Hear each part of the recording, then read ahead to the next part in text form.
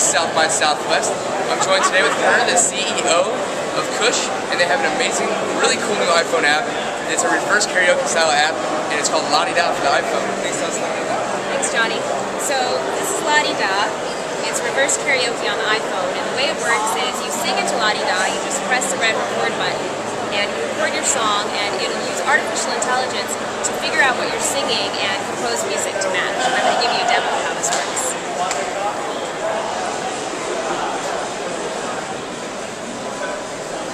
Ever wonder what caveman did at night? The sun went down and work was out of sight. They sang, they made music, their voices filled the air. So now it's processing, thanks. The AI is doing all its magic and analyzing.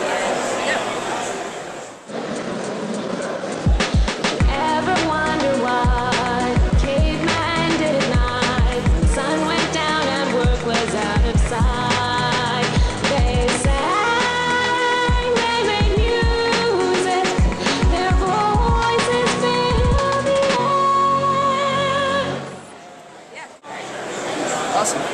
Alright, so I want to talk to you guys a little bit about how the company got started, what your background is to business, and kind of how you guys have developed it all together. Yeah, so this is actually my second startup, so let me tell you a little bit about kind of where I came from and how I got involved in entrepreneurship. So I studied computer science and economics at Stanford, and when I graduated, I actually went into management consulting. I knew I wanted to start my own company at some point, and I thought consulting would be kind of a good way to learn about managing business.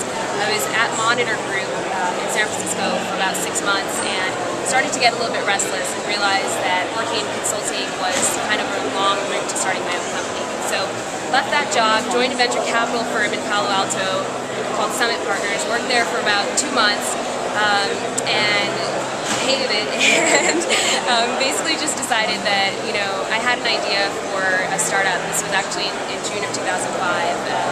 I decided to start a social networking site for Indians. So I quit my second job in less than a year and just kind of went out there and did the entrepreneurship thing and figured it out. So ran that for about 4 years, grew it to a couple of million users, and ended up setting up a management team in India and moving on to my startup, which is Kush. Yeah. That's really cool. So where did the idea come about to get the La-Di-Da and Kush, and what are you guys looking to do with it? Yeah, so the idea actually came about from Georgia Tech. So our CTO, Parag, is the director of the Georgia Tech Music Intelligence Lab. So he actually develops AI technology specifically for music, and he developed this in his lab last year, and I thought that it would be something that the mass market would really appreciate. And I thought it needed to be taken out of the lab and put to commercial use. So we got together and decided to turn this into a company. And basically our goal is to continue developing technologies like this that allow people, everyday people who aren't musicians, who never taken any lessons or don't have training, to experience the thrill of making music. Right. So that's really cool. See, he was looking at it strictly from the technical aspect, trying to make something really cool within schooling, and then you're like, looking at it from a business, CEO style aspect. So that's really cool.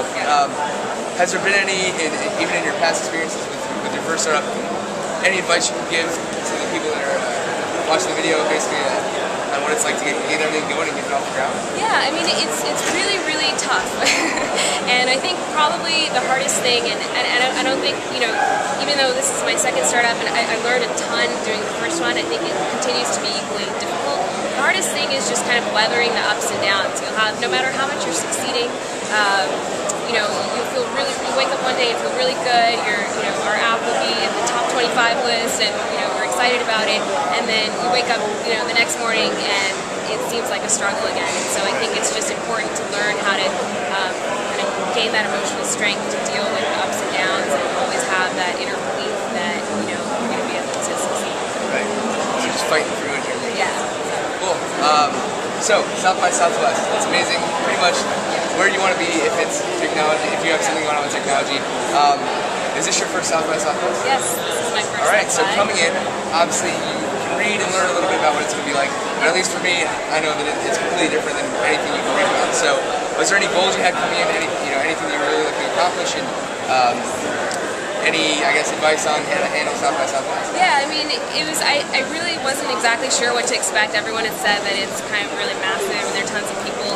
I think I found it kind of refreshingly chill. It was way less intense than what I was expecting in a really nice way.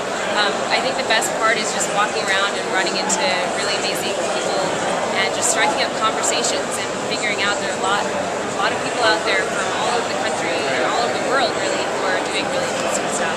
Yeah, exactly. All right, well, thank you so much for your time. Really cool. Appreciate it.